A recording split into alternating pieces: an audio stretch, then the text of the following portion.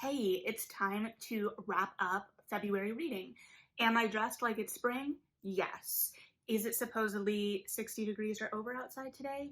Also, yes. So if I'm being a little aspirational in my color scheme, I'm just hoping for the dreariness to go away as much as anything, because once that summer heat hits, I don't handle it well. But 60s and 70s is like prime temperature for me. So I'm gonna go enjoy it right after I finish talking about what I read in February. So I started out the month with an audiobook, Toxic Positivity by Whitney Goodman. If you read Cultish and really enjoyed it, especially the sections about multi-level marketing companies and like Instagram influencers, I think this is going to be right up your alley. And I think that concept is something that everyone should be aware of. I personally really dislike toxic positivity. And in many ways, I think a lot of my gripes with the self-help genre in general comes down to toxic positivity. This idea that you're saying, always look on the bright side, keep moving forward. It often comes into this idea of like manifesting something, and there are no real action items involved. So I think that this book raises a lot of good points, and I think it tries to be aware of biases and privilege where they come into things. But ultimately, I feel in fear that this emphasis on happy, especially in how we present ourselves online, is not emotionally healthy. Again, want to be clear that I'm not saying dwell in the bad either, but I think that there needs to be a healthy balance. And I think this book is kind of exploring where that balance may be. It also specifically calls out kind of toxic positivity type platitudes that are kind of second nature to us, like it's all for a reason, or it'll get better, or just like those empty phrases that we've kind of culturally been taught to say, and how when we're responding in that way to someone we care about coming to us with a problem, it is not helpful to them, and often it can hurt them, and it can make us as speakers of those platitudes feel unsafe to those people coming to us with a problem. I think it's something to think about, and it's definitely something I have to think about too in response to when my friends come to me for help. Like, how am I responding to them? How can I be there for them and show support without this toxic positivity? Because oftentimes, and I think the book explores this too, we are uncomfortable with those emotions and we want to reassure because we want those emotions to go away on some level. So yeah, it gave me a lot to think about, and I think it's definitely worth a read or a listen, whichever you prefer. Personally, I think it works really well as an audiobook because it reads or listens or whatever like a deep dive podcast. So I really enjoyed the audiobook experience. And then I read Daughter of the Moon Goddess by Sue Lynn Tan, which I've already talked about and have taken my copy back to the library because it has a robust hold list for good reason. I loved this book. I was very excited because I hopped on and saw that the sequel, I believe, is supposed to come out this year, and I believe it's supposed to be a duology. So I think the first book does a great job at wrapping itself up. It is a fully contained story, but there are just enough threads left at the end of that book that I can see where they could be picked up for a continuation. So it doesn't feel like the first book doesn't stand on its own, but I also don't think that the sequel is going to be gratuitous or unnecessary, or that there's going to be a struggle in finding the continuation of the story in the sequel. And I think that there's a lot of ways that the sequel could be attacked. So I'm very excited to see that. Like I said before, Daughter of the Moon Goddess had a beautiful lyrical voice.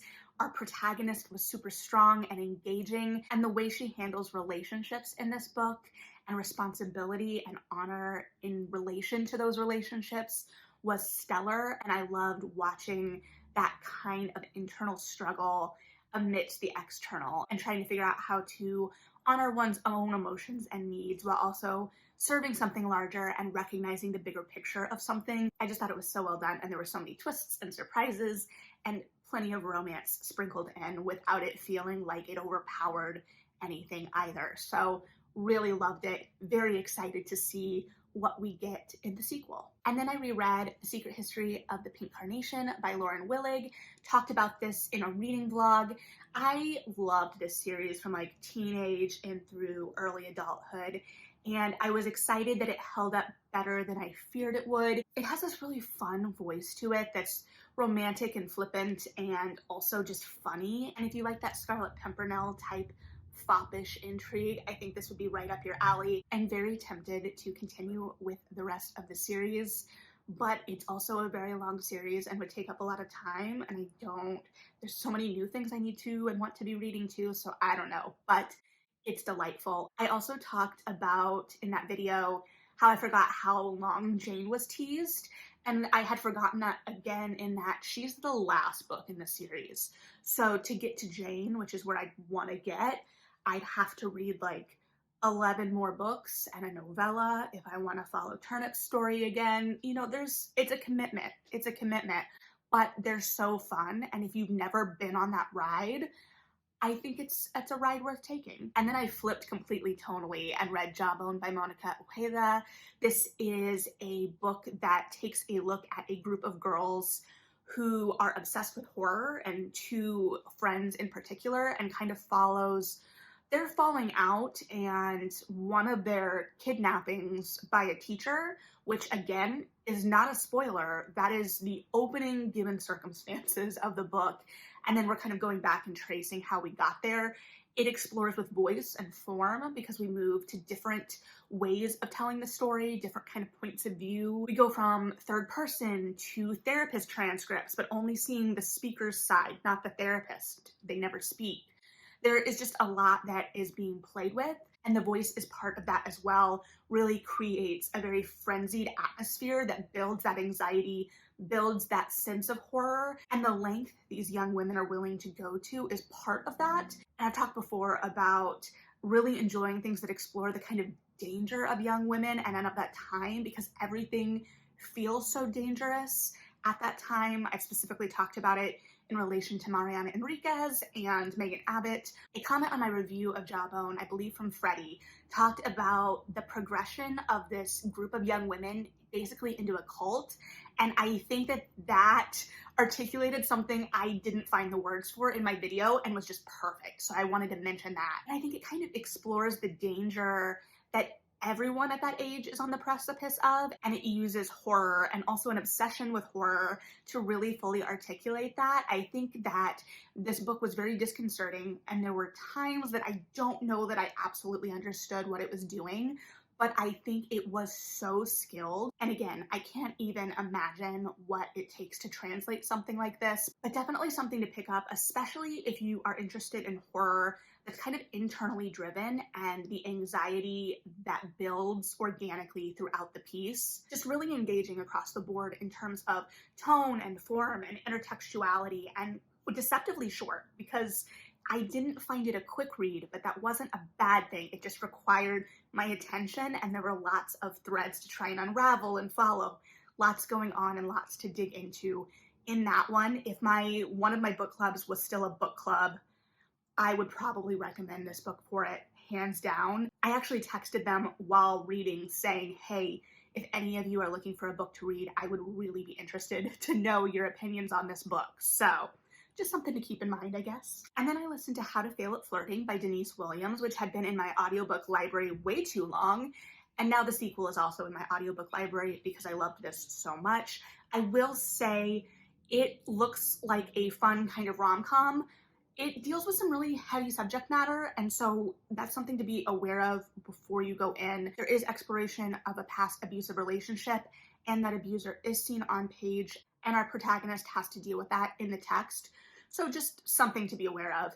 It is set in Chicago, and kind of the meet cute of it all is our protagonist, who hadn't really been going out, is facing a kind of job crisis and stressor, and her best friends are kind of like, let's go out, let's get you back into the world because you've got a lot going on and this will get your mind off things. And then these friends who are a married couple have family emergencies and can't make it out, so she's kind of stuck at this bar alone and hits it off with one of the guys at the bar. And they're both professionals and start a long distance relationship. There are some complications in the relationship as well. I mean, obviously there's conflict, but he's got a little bit more baggage too. So I did also appreciate that these felt like older characters and that they had established careers, and their work played very centrally into what was going on because she was a professor, or is a professor, and her department was facing cuts potentially with the university. The university was investigating cuts. And then they find out after they've already been flirting, have already hooked up, that this guy's company is consulting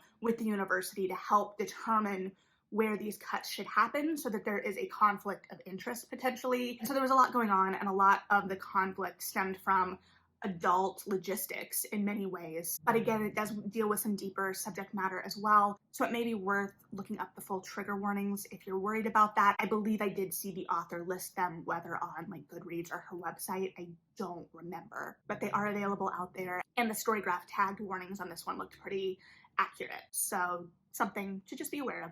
And then I read Reaper of Souls by Rena Barron, which I've also already talked about. I loved this book. I thought it was a great sequel. I thought that the pacing was really good again, especially in that, like I said, the first book kind of leaves us on this really intriguing cliffhanger, this tease of an idea, and we don't pick back up there right away. We have to work for it, and the pieces start to fall together, but neither do I feel like the beginning is slow or teasing us to what it really wants to talk about. So I really loved this one. I loved the conflict. Again, what I feared was going to happen did happen, but in a different way and in different timing than I anticipated. She teased it a lot throughout, where I was like, oh, it's going to happen now. Oh, no, she knows what she's doing. So I'm very excited for the third one that comes out this fall, which means that you have a couple months or more to read the series if you haven't yet, because it's real good. And then I listened to Under One Roof, which was the Ellie Hazelwood novella that was released on audio. I don't believe it was released like in text yet. I don't know. It was on Libro.fm. I listened to it. I don't know how I feel about this one. Novellas are hard for me because the pacing is so tricky. I love like Alyssa Colt's novellas, although the novellas I've read from her, I always wish were full books. And this I definitely think would have benefited probably from being a full book, in that it just felt like we were having to kind of rush through the beats. It was an enemies to lovers type thing where our protagonist, Mara, partially inherits the house of one of her mentors, but the house is already inhabited by the nephew of that mentor, and Mara is just kind of a jerk about it. Like, she talks about how much he annoys her and all that he's doing to make her life difficult, but she also showed up on his doorstep and like upset his life and moved into his home and refused to take a buyout for it or even discuss it. And she sets him up as an antagonist right away. She is an environmental scientist, and he apparently, I believe, works for like a big oil company. So that was set up for us to kind of draw moral lines, I believe. But it just felt a little odd, and Mara ended up feeling immature. Like at one point, they're in this kind of battle of wills, and a rush delivery comes to the house for him from work, and she refuses to sign for it. And like, that's just kind of a jerk move in my mind. It's beyond just kind of messing with your roommate at that point, because it's potentially messing with someone's livelihood and you don't know the real circumstance of their life. I don't know. I don't know. The second half of it, once they formed a kind of friendship, definitely went smoother for me. But again, I think it just needed some more time to kind of tease out the organic development of that relationship. And because it was so contained in the house as well, due probably just to page space. So yeah, I don't know. It wasn't bad. I enjoyed my time, but you had to kind of suspend your disbelief on a lot of it for the form because it was so short. And then I read Redemptor by Jordan Ifueko, which I also already talked about. This was a delightful sequel that took a much different turn than I was expecting after Raybearer. And delightful is a weird descriptor potentially, because this is a much darker book. We have some definite exploration of the mental repercussions of traumatic events, and then also the exploration of governance and responsibility to communities and how we build all of that. So it develops, like I said, much differently than I thought. And that's not a bad thing. I think that it is surprising. And while I did feel like certain parts felt a little rushed, I also feel like it was active enough and kept the pace moving enough that I don't think it's going to bore the readers of its target audience. So I think that that's also a good thing.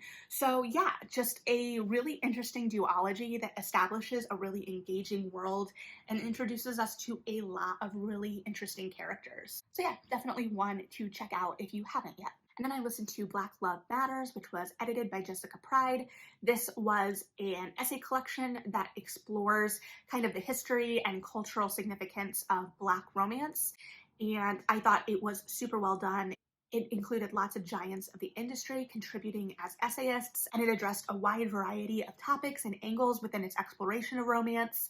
And it grew my TBR and caused me to buy more books, but it was a great listen, and I think it explores a lot of really great topics. In a lot of ways, this was a love letter to Black romance. So yeah, definitely recommend that. If you listen to Fated Mates and are interested in the kind of history and cultural larger picture of romance, this is definitely something that is right up your alley. Then I read Heartstopper Volume 3. This continues to be super popular online, and this volume got a little bit more serious than I thought. Not that issues of bullying or outing or what have you haven't been serious in previous volumes, but we have teased or started to play out some plot lines that deal with some bigger issues. So I'll be interested to see how that continues to play out, but I love that it is being played against such a loving and supportive relationship. And so the strength of that relationship and how supportive and lovely they are to each other helps balance out some of these tougher plot lines and gives a kind of safe place to explore that, similar to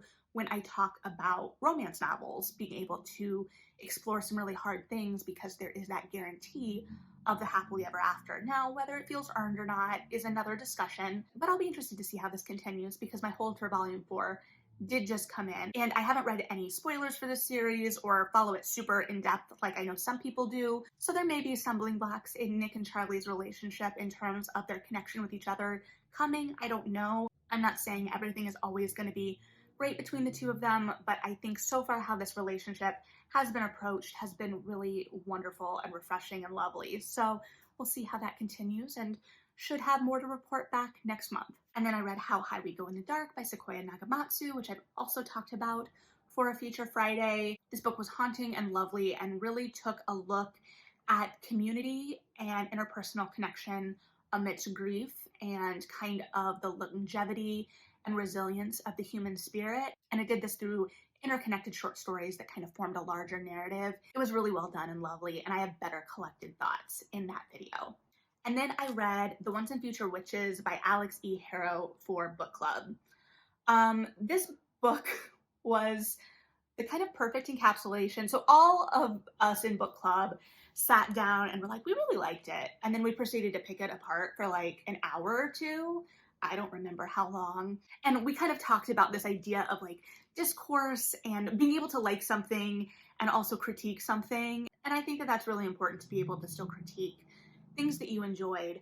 So I enjoyed this book, but also I wouldn't label it a favorite by any means because I think it had a lot of weaknesses. And this same book club also read The 10,000 Doors of January. And honestly, I think I had a lot of similar problems with this book in that the prose was beautiful, the language was beautiful, the voice was beautiful until it became too much. Part of that is we would latch onto these ideas that were good ideas or compelling thoughts or well-turned phrases, and then it felt like we would just go back to them again and again, and not in a way where it was repeated imagery as a through line, but in that we just couldn't let go of the thing that we thought was a good idea.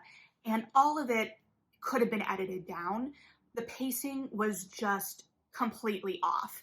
Around halfway through, I felt like the narrative was ending, and then it didn't. We were only halfway through, and it also didn't shift direction so much, or there wasn't that moment of change enough where it felt like we were still invigorated and actively moving towards something. Rather, it felt like we were just kind of stalling again and again and just kind of spinning our wheels for nothing. I spent a lot of book club just complaining about this tower and the imagery of this tower and the return again and again to this tower. And I love me a liminal mystical library. That's kind of my sweet spot. So the fact that I really disliked this tower, because for me it kind of represented the roadblock to this narrative.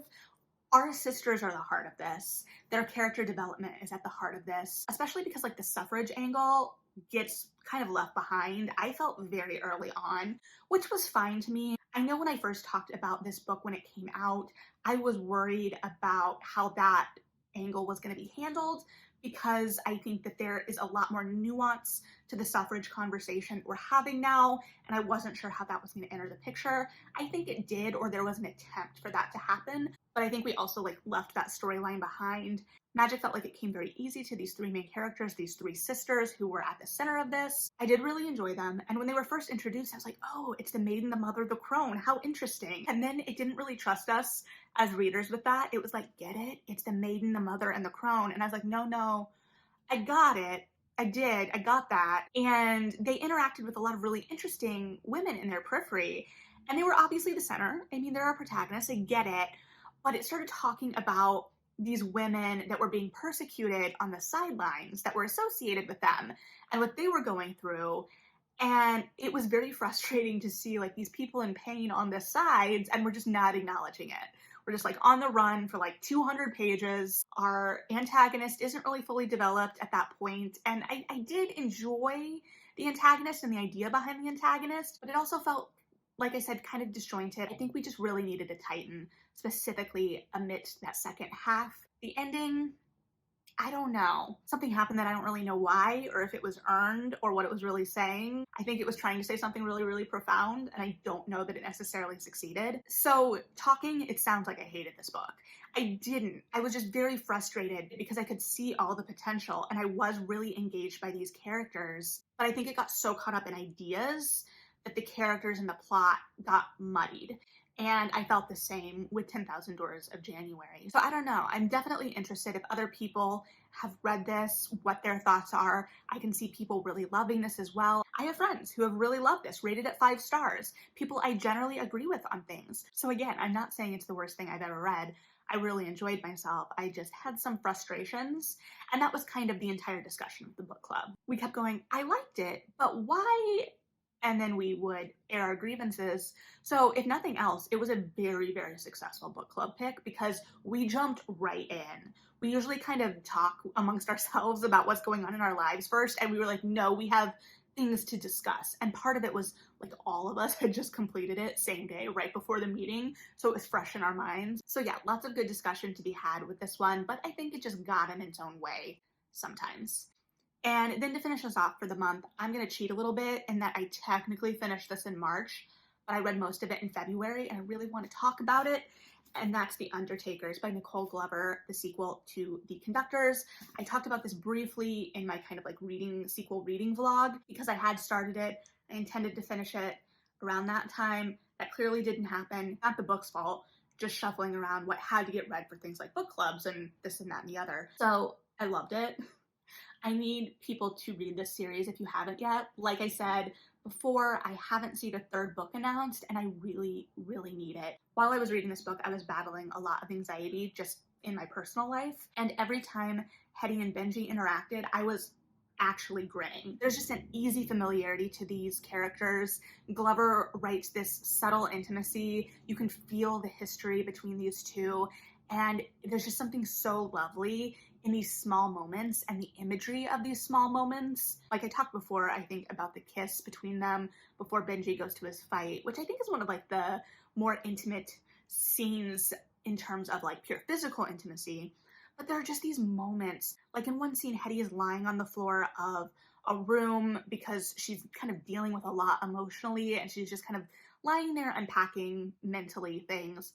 And Benji comes into the room and just gets on her level, just lies down with her, and they have a conversation, and he just is physically there supporting her. And there is just such a loveliness to all of it. And I love how passionate both of them are in different ways and how they play off of each other. I think this book gave more opportunities for the ensemble of all of their friends to shine. We were introduced to all of them in The Undertakers, and I loved all of them there, as I mentioned in my review of that book. But here we also got to see them more active in the case at hand. We got to see their strengths. We got to know a little bit more about their histories in this secret society of sorts. And it was just really great. Lots of great mental imagery. If we do actually get this on screen, because I saw that it had been optioned, I hope so, because there is just such a joy to this. It's got such a strong ensemble, which I think will translate so well. And there was a lot of action in this. There were like magical battles and running away and someone popping back up from the past to kind of haunt these two as an antagonist. And like I mentioned briefly before too, I also loved the emphasis on kind of relationships in adulthood, not just intimate, but friendships. Like there's a whole plot line of Hetty feeling disconnected from her friends or feeling like her friends are keeping something from her, which I think is relatable in and of itself.